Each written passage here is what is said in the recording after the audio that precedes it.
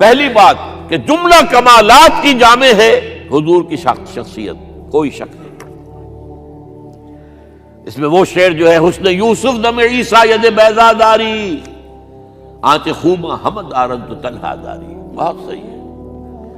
حضرت یوسف علیہ السلام کا حسن، حضرت عیسیٰ کے سانس کے اندر پھونک میں جو تاثیر تھی، حضرت موسیٰ کے عصا میں، یہ ساری چیزیں آپ کو دی ہیں اللہ نے۔ جو تمام اچھوں کے اندر تمام اچھائیاں ہیں، وہ ساری اچھائیاں آپ میں جمع ہیں۔ البتہ یہ بات جان لیجئے، میں تجزیہ کر کے آپ کو بتا رہا ہوں، حضور کا مرتبہ اور مقام بیان کرنے کی کوشش آپ کی توہین پر منتج ہوتی ہے۔ وجہ کیا ہے؟ اگر آپ کسی کے مرتبہ مقام کو اس کے اصل مقام کے مطابق بیان نہیں کر سکتے تو کہیں نیچے ہی گریں گے نا۔ ناممکن ہے کہ حضور کے مرتبہ مقام کو ہم بیان کر سکیں۔ سیدھی سی بات ہے، کسی ڈاکٹر کا کیا مقام ہے اپنے فن میں، وہ ڈاکٹر ہی سمجھ سکتا ہے نا۔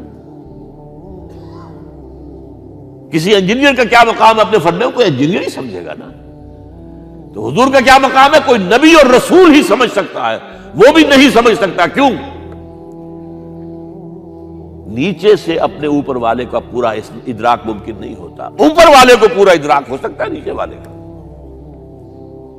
ظاہر بات ہے کہ حضور سب سے اونچے ہیں، سب سے اوپر ہیں، افضل الانبیاء ہیں، افضلہم۔ اس اعتبار سے وہ لطیفہ ہے کہ کسی جگہ پر کسی دیہاتی کی کوئی مدد کر دی کسی ڈپٹی کمشنر نے، شاید کہیں وہ کسی جگہ ڈوب رہا تھا، بچا لیا، اس نے کہا رب تینوں پٹواری کرے۔ اب یہ اس کی توہین ہوئی، کیا ہوا؟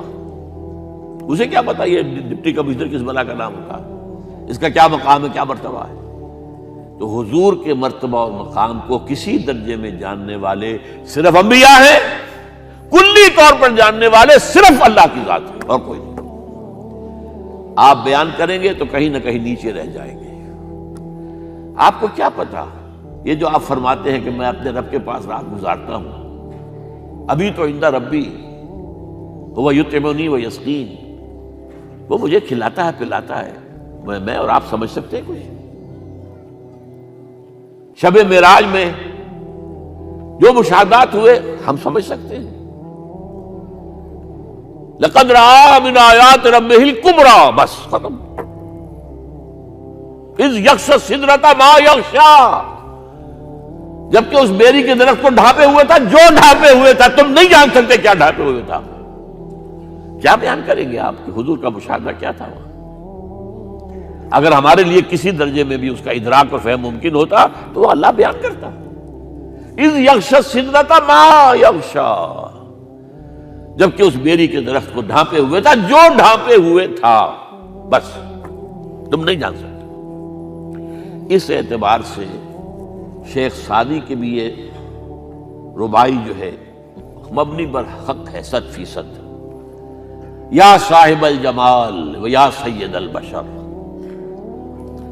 من وجہک المنیر لقد نور القمر، اے جمال اور کمال والے، اے سید البشر، تمام انسانوں کے سردار، آپ کے چہرے انور کی روشنی ہی سے چاند کو روشنی ملی ہے۔ لا یمکن الثناء کما کان حقہ،